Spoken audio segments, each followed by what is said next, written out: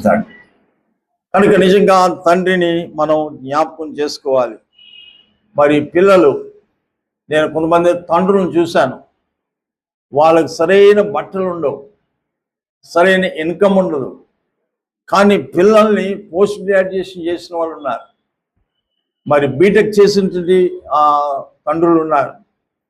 మేము ఎలాగా చదువుకోలేదు, మేము ఎలాగా ఆ ఉన్నత స్థితికి వెళ్ళి నా పిల్లలైనా ఆ స్థాయిలో చూడాలని అష్ట కష్టాలు పడి శ్రమ కోర్చి ఓవర్ డ్యూటీలు చేసి ఏమండి ఆ పిల్లల్ని చదివించిన తండ్రులు నాకు తెలుసు.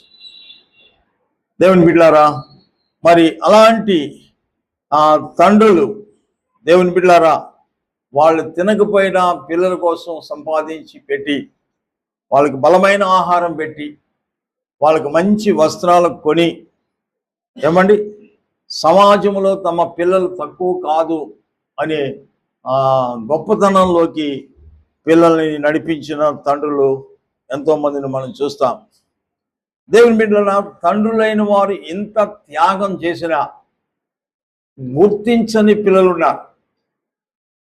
అరే, నేను ఈ స్థితిలో ఉన్నానంటే, నేను ఇంత ఆరోగ్యంగా ఉన్నానంటే, నేను ఇంత ఎత్తు పెరిగానంటే, నాకు ఈ పర్సనాలిటీ వచ్చిందంటే ఇవన్నీ ఎవరిని బట్టి? నా తండ్రిని బట్టే కదా. అలాగనే సమాజంలో ఇంత గౌరవము, పేరు వచ్చిందంటే నా తండ్రి పేరుని బట్టే కదా నన్ను గుర్తిస్తున్నారు అనేటువంటి జ్ఞానము లేకుండా జీవించే వాళ్ళు చాలామంది ఉన్నారు.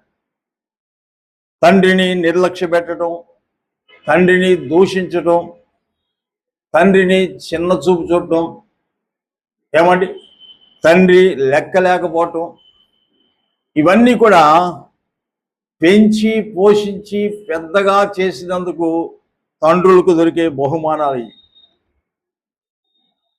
దానికి కొంతమంది తల్లులు ఉంటారు, మూర్ఖులైన తల్లులు. వాళ్ళు రే మీ నాన్న బట్టే కదా మీకు ఈ పేరు వచ్చింది, మీ నాన్న బట్టే కదా ఈ స్థాయికి వచ్చారు మీరు అని చెప్పడం మానేసి తండ్రి మీద లేనిపోయినటువంటి మాటలు చెప్పి పిల్లలు ఎదుట తండ్రిని చిన్నచూపు చూసి తండ్రిని అవమానపరిచే తల్లులు ఉన్నారు. ఒక అబ్బాయి అన్నాడు, మా నాన్న మాకు చాలా దీనత్వం నేర్పాడండి, మా అమ్మ మాకు చాలా గర్వం నేర్పింది, అందుకే పాడైపోయాం. చూసారా, మా అమ్మ మాకు చాలా గర్వం నేర్పింది, మా నాన్న చాలా దీనుడు, మాకు దీనత్వం నేర్పాడు. కానీ దీనత్వం కంటే గర్వమే మా వంట పట్టింది. ఏమండి, కొంతమంది తండ్రి చచ్చిపోయే వరకు తండ్రి సొమ్మే తింటూ ఉంటారు. అరే, పిల్లలు పెరిగి పెద్దవారే, నాన్న ఇది తిన్నానా, నాన్న నీకు తెచ్చాను నాన్న, ఇది నీకు ఇష్టం నాన్న, నాన్న ఇంకా నాకు బట్టలు కొంటావేంటి నాన్న, నేను పెద్దోడు అయిపోయి నేను కొనుక్కుంటాను నాన్న అనే పిల్లలు కనపడలేదు. ఏమండి, అంత వయసు వచ్చి ముసలకు వచ్చినా సరే ఇంకా తండ్రి సంపాదన మీద ఆధారపడేటువంటి పిల్లలు ఉన్నారు. అర్థమైందా? తండ్రిని బ్రతికుండగా సంతోషపరచలేని పిల్లలు ఎందుకండి? వాళ్ళు ఉన్నా ఒకటే, లేకపోయినా ఒకటే. అర్థమైందా? అందుకే అంటాడు సామెతల గ్రంథం 10వ అధ్యాయంలో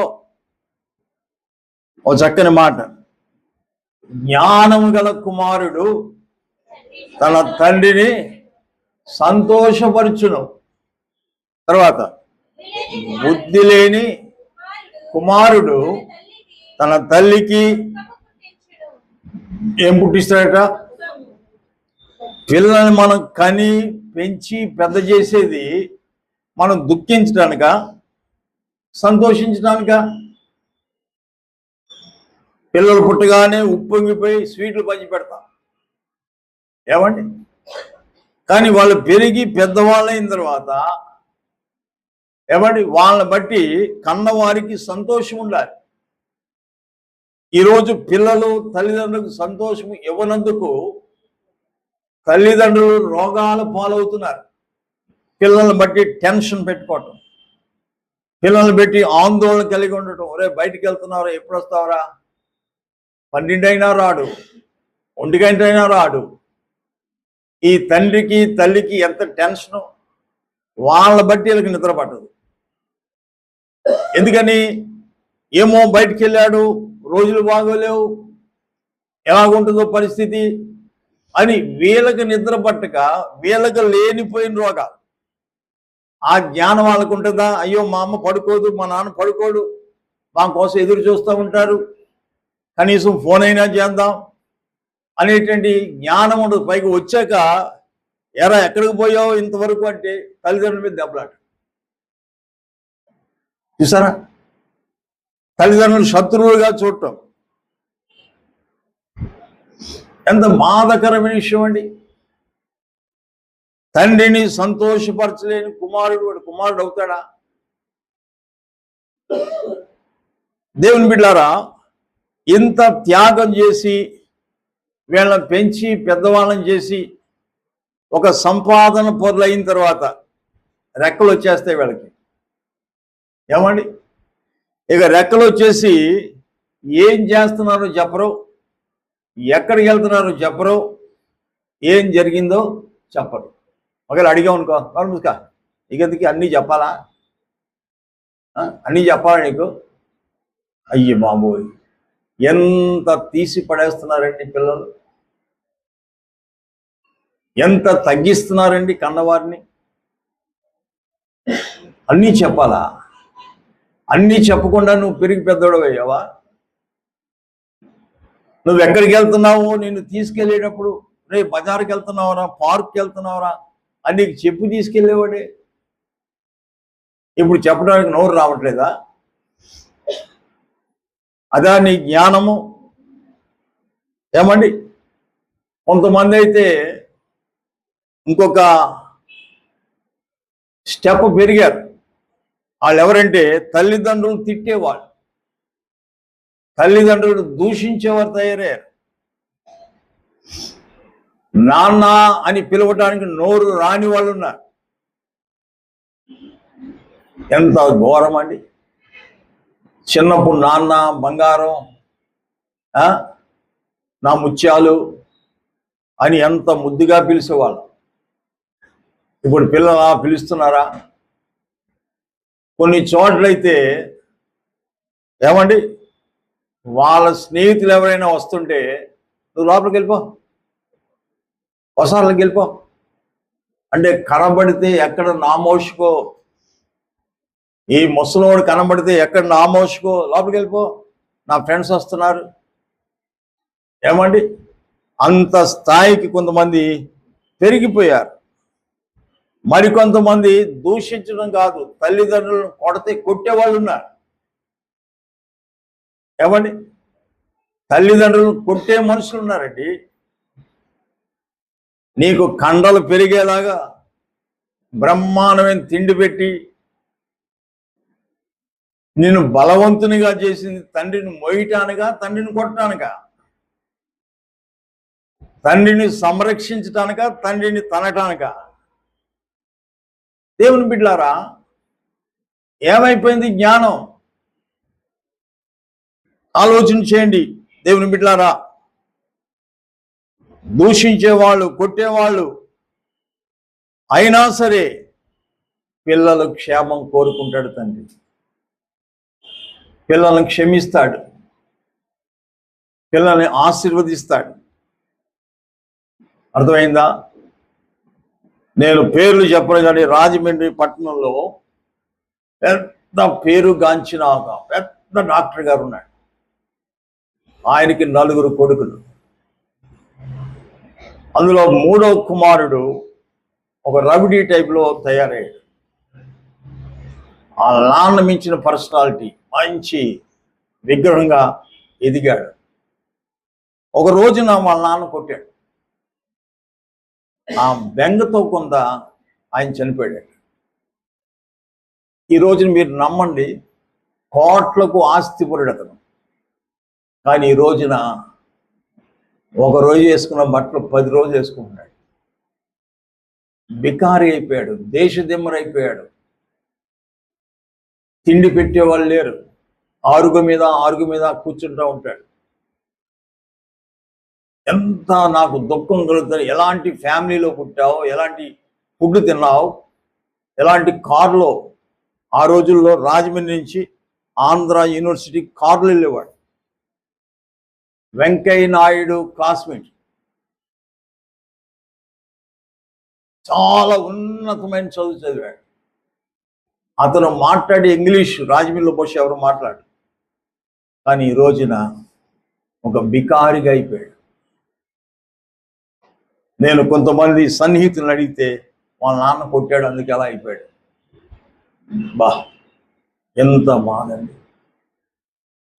ప్రేమైన దేవుని బిడ్డలారా, ఒక స్థాయికి వచ్చిన తర్వాత నీ మొదటి స్థితి, నువ్వు ఎలాగున్నావు, ఎలా పెరిగావు, నిన్ను మోసిన చేతులు, నీకు తినిపించిన ఆ చేతులు,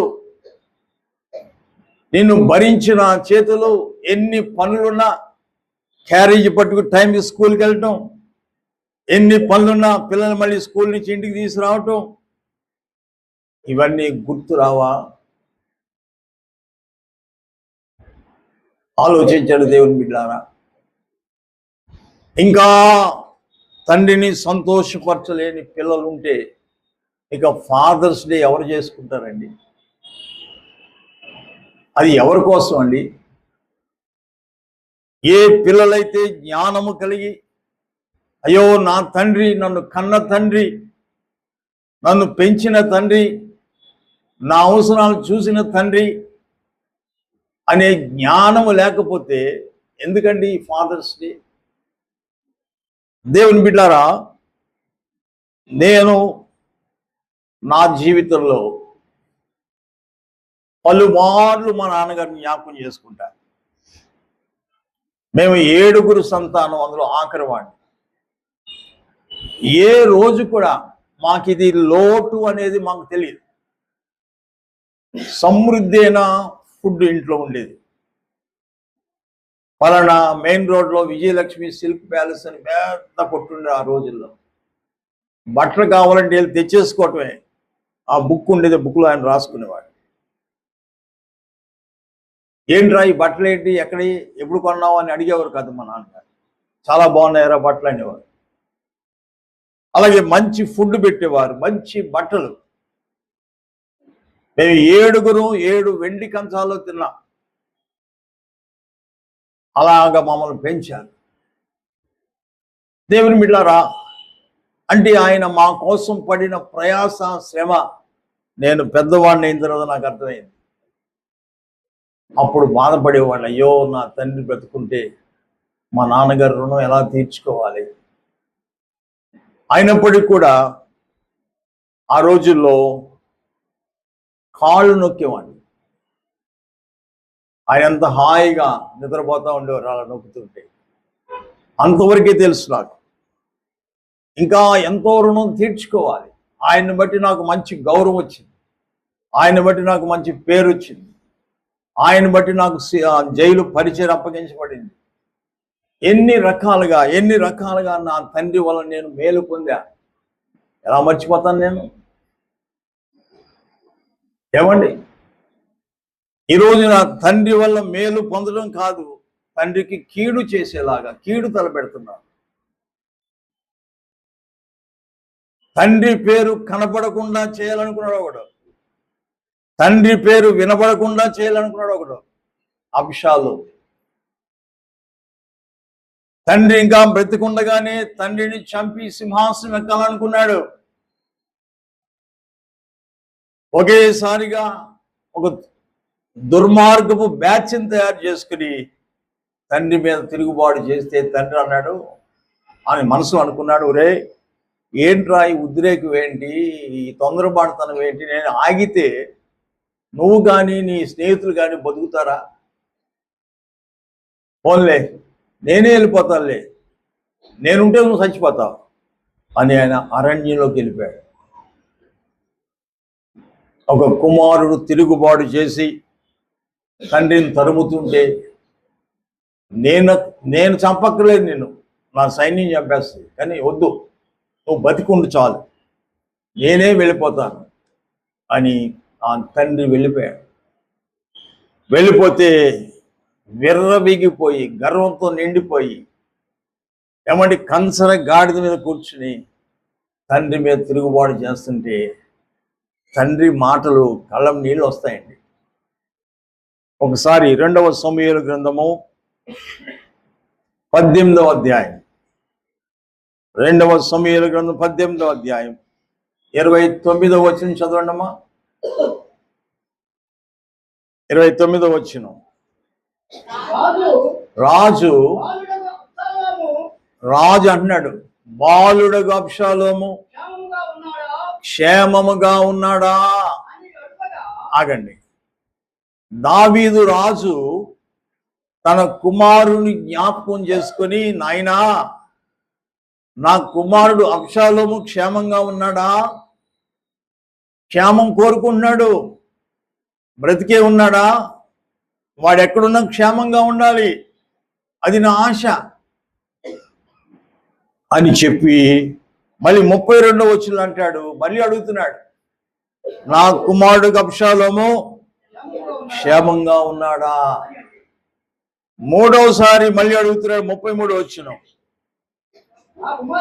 నా కుమారుడా అబ్షాలోమా కేకలు వేయచ్చు, అయ్యో నా కుమారుడా, నేను పెంచిన నా కుమారుడా, నేను ఎత్తుకున్న నా కుమారుడా, నాకంటే ఎత్తుగా నిన్ను పెంచిన నా కుమారుడా అని పిలుస్తూ ఏడుస్తున్నాడు. అప్పటికే తెలిసిపోయింది వాడు చనిపోయాడని. నా కుమారుడు అబ్షాలోమా, నా కుమారుడు అబ్షాలోమా, నీకు బదులుగా నేను చనిపోయిన ఎడలా ఎంత బాగుండును. బా, దావీదు ప్రేమ, తండ్రి ప్రేమ చూడండి ఎలా ఉందో. నా కుమారుడా అబ్షాలోమా, నా కుమారుడా అబ్షాలోమా, నీకు బదులుగా నేను చనిపోయి ఉంటే ఎంత బాగుండురా, నువ్వు బ్రతికి నేను చనిపోతే బాగుండేదిరా, నువ్వు చనిపోయావు నా కుమారుడా, అయ్యో అబ్షాలోమా అబ్షాలోమా అని చెప్పి బోరును విలపించాడండి. దేవుని బిడ్డలారా గమనించండి, ఇక్కడ ఈ అబ్షాలోము అనేవాడు పెరిగాడు కానీ ఆడికి బుద్ధి పెరగలేదు, ఆడు పెరిగాడు కానీ ఆడికి జ్ఞానం పెరగలేదు, వాడు ఎత్తు పెరిగాడు కానీ వాడికి వినయ విధేయతలు లేవు. అయ్యో నేను ఎవరి మీద తిరుగుబాటు చేస్తున్నాను, నేను ఎవరిని తరుముతున్నాను, నేనా నా తండ్రిని తరిమేది అనే ఇంచిత జ్ఞానం లేకుండా తరుముకుంటూ పోతే చివరికి ఏమయ్యాడండి? ఏమయ్యాడు? మస్తకి వృక్షానికి గాడిదకి మధ్యలో వేలాడబడి చనిపోయాడు. నిజమే దేవుని బిడ్డలారా గమనించండి, సామెతల గ్రంథము 20వ అధ్యాయం 20వ వచనం చదవండి. సామెతలు 20:20. తన తండ్రినైనను ముందు ఎవరి పేరు పెట్టాడు? తల్లి అనొచ్చు కదా. ఏమన్నాడు? తండ్రినైనను తల్లినైనను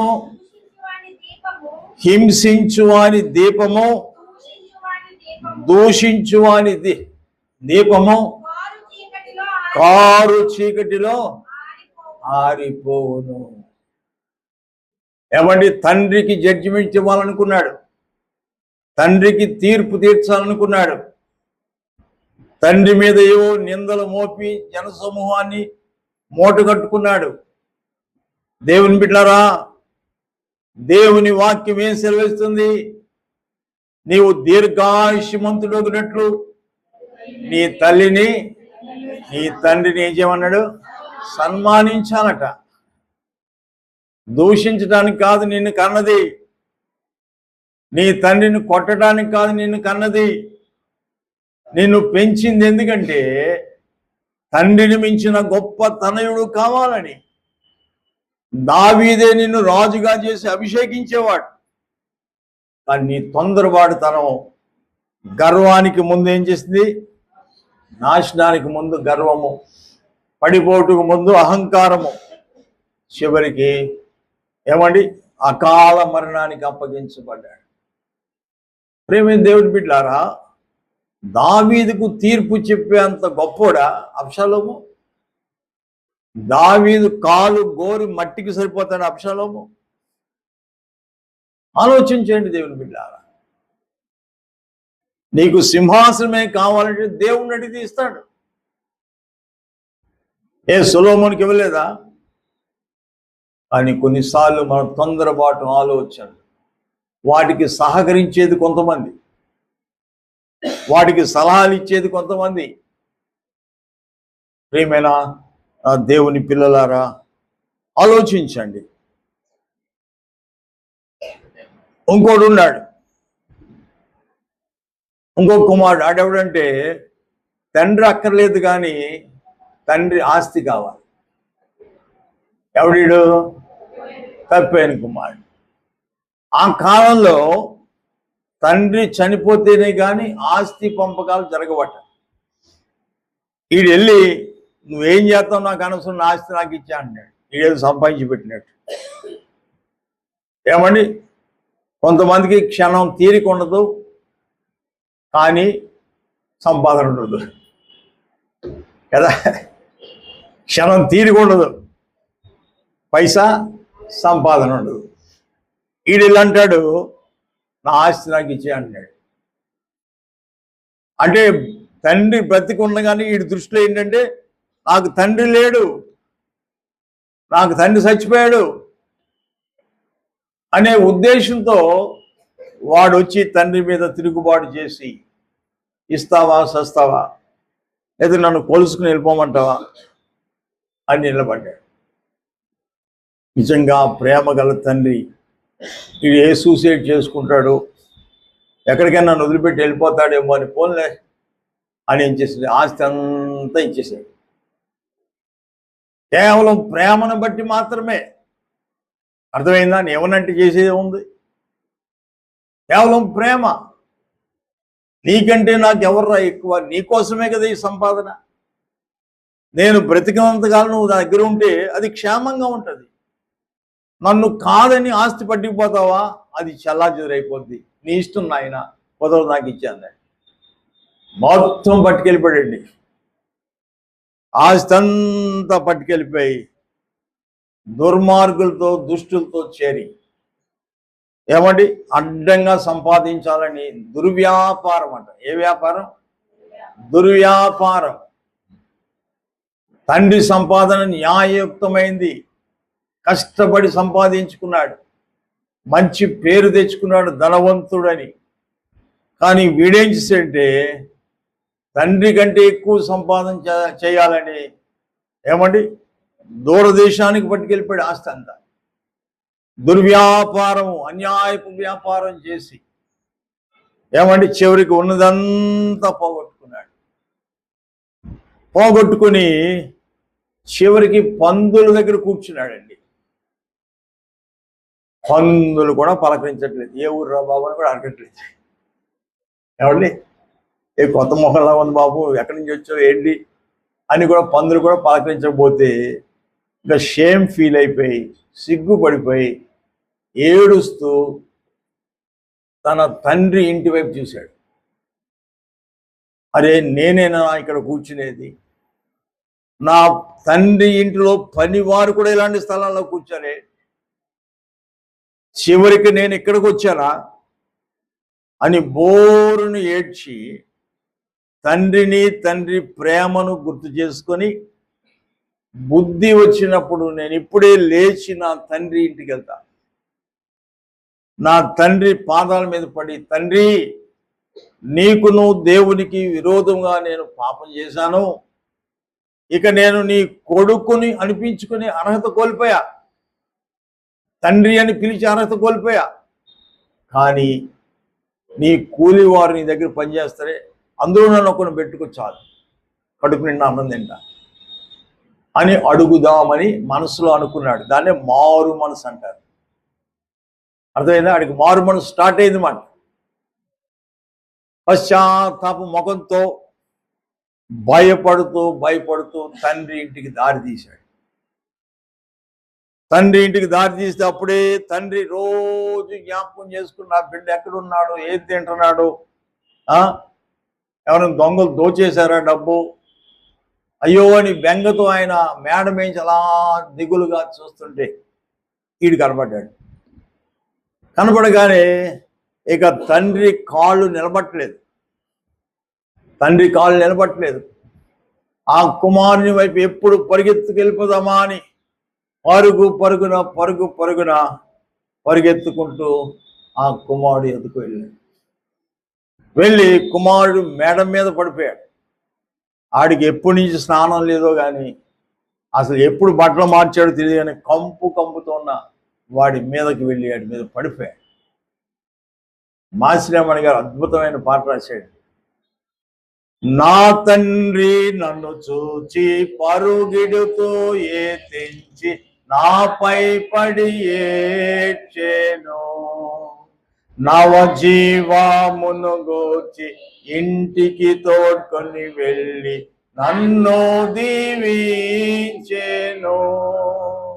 నా తండ్రి నన్ను చూచి పరుగిడుచు తెంచి నాపై పడి ఏడ్చెను, నవజీవమును గూర్చి ఇంటికి తోడ్కొని వెళ్ళి నన్ను దీవించెను. నా జీవిత కథ ఎంత యేసు ప్రేమకు ధరలో సాక్షిగా, నా జీవిత కథ ఎంత యేసు ప్రేమకు ధరలో సాక్ష్యమై ఉండెను.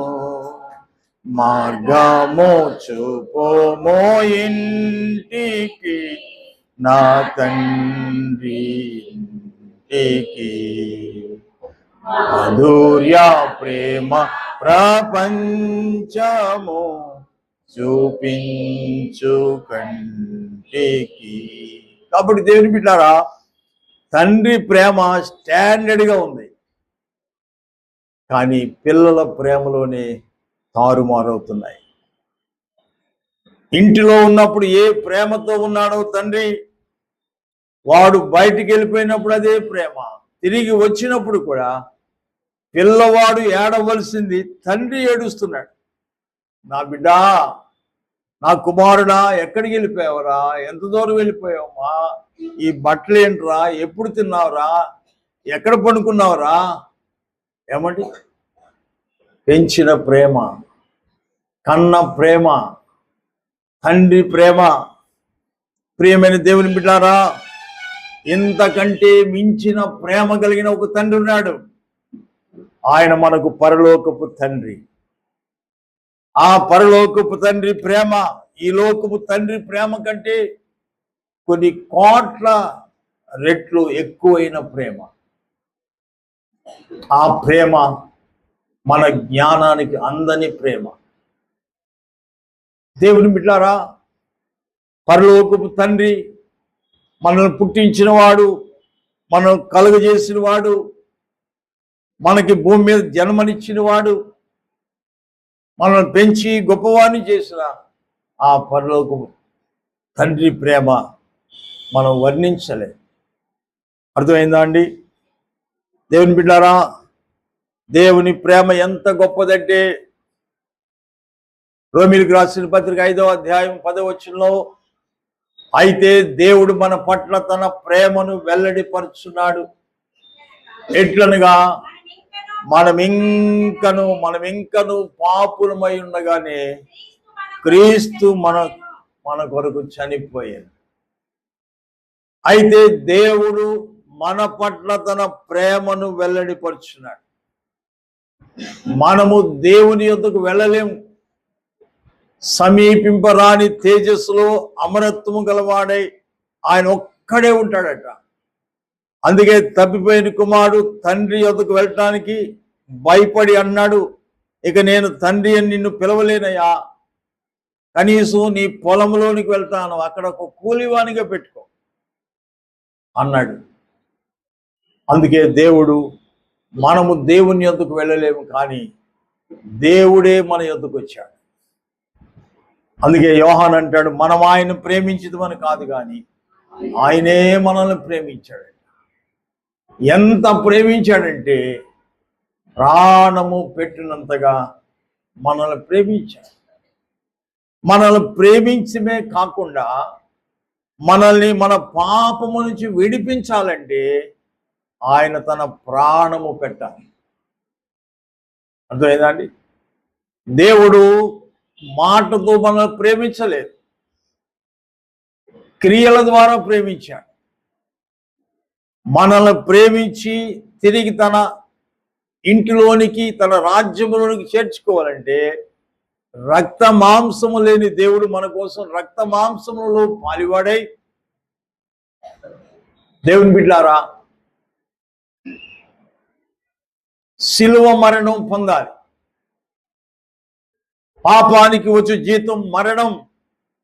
ఆ మరణం అనేది దేవుడు మన కొరకు భరించాడు కాబట్టి ఆయన మనల్ని ప్రేమించాడు. అర్థమైందా అండి? యోహాన్ అంటాడు, తండ్రి మనకి ఎట్టి ప్రేమ చూపించాడో తెలుసా మీకు అంటున్నాడు. తండ్రి, పరలోకపు తండ్రి మీకు ఎట్టి ప్రేమ చూపించాడో తెలుసా? ఆ మాట ఎంత గొప్ప మాట అండి.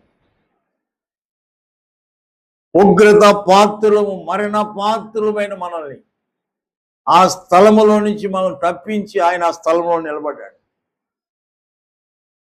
ఏయ్ మరణమా రా, ఇప్పుడు చెప్తా నీ సంగతి. ఎంత కాలం నా పిల్లల్ని బెదిరిస్తావు, అదిరిస్తావు, చూసుకో, కాసుకో, ఈరోజు నీ అంతు చూస్తాను. ఆయన కల్వరి శిలువపైకి వెళ్ళి మరణాన్ని చిత్తుగా ఓడించి మరణ సమాధిలోనికి వెళ్ళి సమాధిని గెలిచి తిరిగి 3వ దినాలు లేచి ఆయన మనలను ప్రేమించాడు. ఎంత అద్భుతమైన ప్రేమ! అలాంటి ప్రేమ దేవుడు మన పట్ల చూపించాడు, దేవుని బిడ్డలారా. కాబట్టి అందుకే దావీదు అంటాడు, తండ్రి తన కుమారుని పట్ల జాలి పడినట్లుగా ఆయన మన పట్ల జాలి పడ్డాడు. నీ పట్ల, నా పట్లే కాదు, ప్రపంచమంతటి పట్ల. తండ్రి, వీరేమి చేయుచున్నారో వీరు ఎరుగరు గనక వీరిని క్షమించు. దేవుని బిడ్డలారా, చివరి మాట చెప్పిన ముగిస్తాను. దేవుడు మనల్ని ఎలాంటి ప్రేమతో ప్రేమించాడో మీకు అర్థమవటం కోసం ఒకసారి ఆంధ్రప్రదేశ్కి జమీందార్ అంటే చూడండి ఎంత స్థాయిలో ఉంటాడు. ఆయనకి పిల్లలు లేరట. లేక లేక లేక లేక లేక లేక మొత్తానికి ఒక అబ్బాయి పుట్టాడు. అబ్బాయి పుడితే ఆంధ్రప్రదేశ్కి ఆయన విందు ఏర్పాటు చేశాడు. విందు ఏర్పాటు చేసి వెళ్ళిపోయే వాళ్ళందరికీ కూడా ఒక రింగు పెట్టాడు. నా అబ్బాయి పుట్టాడు, నా అబ్బాయి సంతోషంలో మీరు కూడా వచ్చారు, మిమ్మల్ని ఒట్టినే పంపనని ఒకరికి రింగు పెట్టి పంపించాడు. ఇంకా ఎంతకాలం చెప్పుకుంటున్నారు, అయ్యి బాబు నాకు బంగారపు రింగు, అసలు బంగారం అనే పేరే తప్ప చూడలేదు అంటున్నారు కొంటున్నారు. ఇలాగ మురిసిపోయి ఎలా చెప్పుకున్నారు.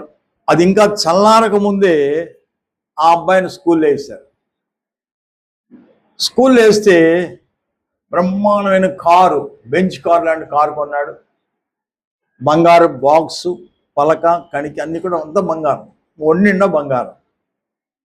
సో మంచి స్కూల్లో వేశారు. ఆ స్కూల్లో చదువుకున్నాడు, వస్తున్నాడు, వెళ్తున్నాడు. ఇది ఒక కిడ్నాపర్, ఒక దొంగ కనిపెట్టాడు. బా కొడితే ఎలాంటిది కొట్టాలరా మనం అని ఒక అధికారి తీసుకుని సేమ్ జమీందార్ గారు కార్ లాగా దాన్ని షో చేశాడు.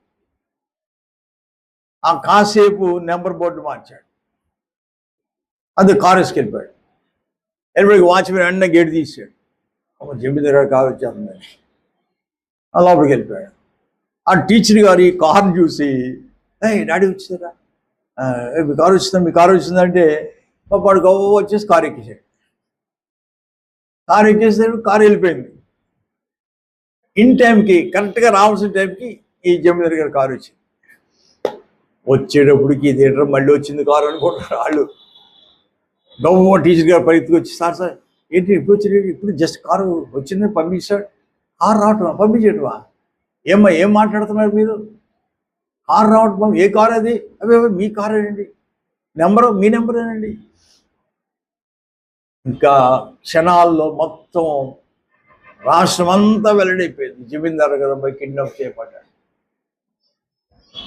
వాడు తీసుకెళ్ళిపోయాడు, అడవిలోకి వెళ్ళిపోయి అక్కడ చంపేసి ఆ బంగారు పెట్టి ఒంటి మీద నగలండి పొట్లం కట్టేశాడు. మొత్తానికి 2-3 రోజులు పట్టేశారు, దొరికేశాడు. బాక్స్ అన్ని దొరికాయి, చివరికి డెడ్ బాడీ కూడా దొరికేసింది. ఈ లోపల వాడిని తీసుకెళ్ళి జైల్లో పెట్టారు. ఈ కార్యక్రమాలన్నీ అయిపోయినాయి. ఆ ధనవంతుడు ఏకేకి కొడుకు గుర్తొస్తే చాలు తిండి మానేసి ఏడుపు, నా కుమారుడా, నా ముద్దుల కుమారుడా, నా బంగారమా, ఎక్కడున్నావమ్మా అని కలవరించి ఏడుస్తున్నాడు. ఈలోగా వీడికి వితిన్ 5 daysలో ఉరిశిక్ష ఇస్తారు. అన్ని సాక్ష్యాలు దొరికేసాయి, ఇంకా ఆలస్యం ఉరిశిక్ష ఇస్తారు. అది కూడా నడి రోడ్డు మీద జనం అందరూ చూస్తుండగా వాడిని ఉరి తీసేయండి అన్నాడు జడ్జి గారు. ఈలోగా వాళ్ళ అమ్మ ఏదో ఊరు వెళ్ళి అప్పుడే వచ్చింది. అమ్మా ఇంకేముందమ్మా, ఘోరం జరిగిపోయింది, నీ కొడుకుని దేవి చెక్కులు ఉరి తీసేస్తున్నారమ్మా. జనం అందరూ అక్కడికి వెళ్ళారమ్మా అంటే పాప తాటే గుడిసి తలుపు తీసి వెంటనే తాళం వేసి పరిగెత్తి ఆమె బోర్ని ఏడుస్తుంది. ఆ విషయం తెలియదు ఆవిడికి. నా కొడుక ఏంట్రా, నీ గురి శిక్ష ఏంట్రా, నువ్వేం చేసావురా ఆవిడ బాధ ఆవిడది. ఇలా ఏడుస్తుంటే ఆమె అంది, అయ్యా మా అబ్బాయిని ఊరి తీసేయండి, కానీ ఆఖరి కోరిక ఒకటి ఉంది నాకు అంది. ఏంటమ్మా ఆఖరి కోరిక అని ఎస్పీ గారు వాళ్ళ కోపంగా అడుగుతున్నారు. ఏం లేదయ్యా, బాబు గారిని జమీందార్ గారి ఇంటికి తీసుకెళ్ళి, అయ్యా ఈడే నా కొడుకే అని ఒక మాట చెప్పేసుకుని నేను వచ్చేస్తానయ్యా, అప్పుడు ఉరి తీసేయండి. సరే ముసలమ్మ పాపం ఏదో అడిగింది, మరి అయ్యగారు ఏమంటారు, అయినా తీసుకెళ్దాంలే అని పెద్ద బంగ్లా అంత జనం వస్తుంటే ఎవరో చెప్పారట, అయ్యగారు ఏంటంటే జనం అందరూ వస్తున్నారండి అంటే, ఏంటో కనుక్కుంటారు అన్నట్టు. ఈలోగా కనుక్కున్నారు, ఆ వార్త ఆయనకి వెళ్ళిపోయింది. ఎవరైతే చంపారో వాడు మీ ఇంటికి వస్తున్నాడయ్యా. వాళ్ళ అమ్మతో అన్నాడు, అమ్మా ఎందుకమ్మా బాబోయ్ నన్ను అక్కడికి తీసుకెళ్ళకమ్మా, ఊరైతే చక్కగా అయిపోద్ది, అక్కడికి తీసుకెళ్తే ఆయన కొరడాతో కొడతాడమ్మా, ఆయన దగ్గర తుపాకి ఉంటుందమ్మా, ముఖం మీద పెట్టి కాల్చేయడం, ముఖం అంతా చల్లార్చేది, అమ్మా వద్దమ్మా అని ఏడుస్తూ, కాదురా నా మాట వినరా అని చెప్పి తల్లి తీసుకెళ్ళింది. ఈ లోపల ఆయన మొహం కడుక్కుని ఆ దుఃఖాన్ని కనబడకుండా చేసి ఆయన వరండాలోకి వచ్చి నిలబడి ఆయన జమీందారు కదా, ఈ పక్కన ఒకటి రైఫిల్స్ ఉంటాయి, లైసెన్స్తో ఉన్నాయి. ఇప్పుడు వాడిని పైకి పిలిచాడు. ఆడికి 108 జ్వరం, 102 కాదు, 105 కాదు, 108 కాలిపోతుంది మాట. అలాంటి వాడు పైకి పిలిస్తే ఆడు వణికిపోతా పైకి వెళ్ళాడు. పైగా పట్టుకుని తీసుకెళ్ళిన వాళ్ళు ఎవరంటే డిఎస్పీలు, కానిస్టేబుల్ కూడా కాదు. సరే 2 చేతులకి సంఖ్యలు వేసారు, నిలబడ్డాడు. పైకి చూడమ్మా అంటాడు ఆయన. పైకి చూడు, ఎలా చూడు, నాకు చూడు, ధైర్యం ఎక్కడిది? ఆయన ఇలా పైకెత్తి, ఎరా నా కొడుకుని చంపింది నువ్వేనా? మాట రావట్లేదు, విడసపట్టేసింది గొంతుకు, ఊపిరి అందట్లేదు, అట్నుంచి అడి వెళ్ళిపోయేలా ఉంది ఊపిరి. మళ్ళీ అడిగాడు, చెప్పు నువ్వేనా? అయ్యా ఆ దుర్మార్గుడు నేనయ్యా, ఆ నీచుడు నేనేనయ్యా, ఆ కిరాతకుడు నేనేనయ్యా, ఆ రౌడీని నేనేనయ్యా, ఆ కిడ్నాపర్ నేనేనయ్యా అని బోర్ని ఏడుస్తూ ఆయన కాళ్ళ మీద పడిపోయాడు. వాడు రెండు భుజాల మీద చేసి ఆ జమీందారు పైకి లేపాడు. ఇలా చూడు మళ్ళీ అన్నాడు చూస్తుండగా, ఎరా నాకు లేక లేక లేక లేక కుమారుడు పుట్టాడు. ఇంత పెద్ద బంగ్లాలో నా కొడుక, నా బంగారమా అని పిలుచుకునేవండిరా.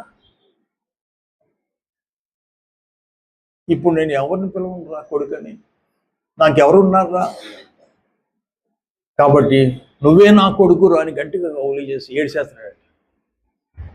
నువ్వే నా కొడుకు ఇవాళ నుంచి అని ఆ దుర్మార్గుని కౌగులించుకుని ఓర్ని ఏడ్చాడు. జనం ఆశ్చర్యపోతున్నారు, అంతు పట్టట్లేదు. ఇంకా రైఫిల్ తీసి రెండుతో షూట్ చేస్తాడేమో, బాడీ అంతా వర్షపు నీళ్ళలాగా జిమ్మేస్తా అనుకున్నాం, కానీ ఏంటిది అని వెంటనే పని వాళ్ళని పిలిచి, దేవుని బిడ్డలారా, వెంటనే అన్నాడు, వీడికి స్నానం చేయించి కొత్త బట్టలు వేసి బంగారపు గొలుసులు వేసి, నా మొదటి కుమారుడు ఎలాగుండేవాడు అలా తయారు చేసి నాకు అప్పగించాను అన్నాడు. అదండి తండ్రి ప్రేమ, అది నిజమైన ప్రేమ. దేవుని బిడ్డారా, అదే అంటాడు పౌలు గారు, మనము శత్రువులమై ఉండగా ఆయన మనల్ని ప్రేమించాడు, పాపులమై ఉండగా ప్రేమించాడు. ఎవరైనా ప్రేమిస్తారండి? ఏ దేవుడైనా ప్రేమించాడా?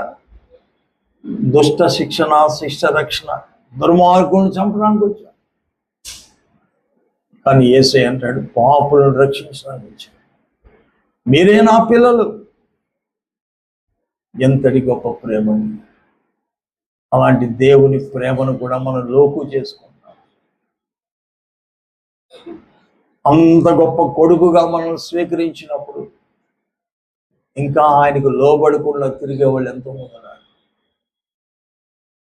నాన్న, బాబు, ఏంట్రా మిమ్మల్ని ఇంతగా నేను ప్రేమించాను కదా, లోబడనొల్లని ప్రజల వైపు దినమంతయు నా చేతులు చాపుతున్నాను.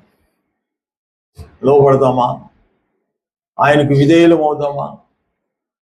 దేవుని మాట విని దేవుని సంతోషపరుచుదామా? దేవుడు ఒకే ఒక్క వ్యక్తిని బట్టి సంతోషించాడు. ఈయన నా ప్రియ కుమారుడు, ఈయన యందు నేను ఆనందిస్తున్నా. తర్వాత భక్తులైన వారిని బట్టి ఆనందించాడు. ఆయన ఇతడు నా హృదయానుసారుడు, నా ఇష్టాన్ని నెరవేర్చేవాడు దావీదని. ఇతడు నా ఇల్లంతటి నమ్మకమైన వాడు, మోషేని బట్టి ఆనందించాడు. ఇంకా అనేక మంది పిల్లలు ఆయనకి సంతోషాన్ని కలిగించారు. కాబట్టి మనము కూడా దేవుని సంతోషపరిచేవారు, తండ్రిని సంతోషపరిచేవారు. ఈ లోకంలో నీకు జన్మనిచ్చి నిన్ను పెంచి పెద్ద చేసిన నీ తండ్రికి విధేయుడివై లోబడి తండ్రిని సంతోషపరిస్తే ఈరోజు తండ్రులకి తల్లులకి సంతోషము, ఆరోగ్యము నిన్ను బట్టే కలగాలి. అలాంటి దీవెన, ఆశీర్వాదం మనందరికీ దేవుడు అనుగ్రహించును గాక. తలలో ఉంచండి, ప్రార్థన చేసుకుందాము. ప్రభువు మనల్ని ఎంతగానో ప్రేమించి మన పట్ల ఆయన చూపిన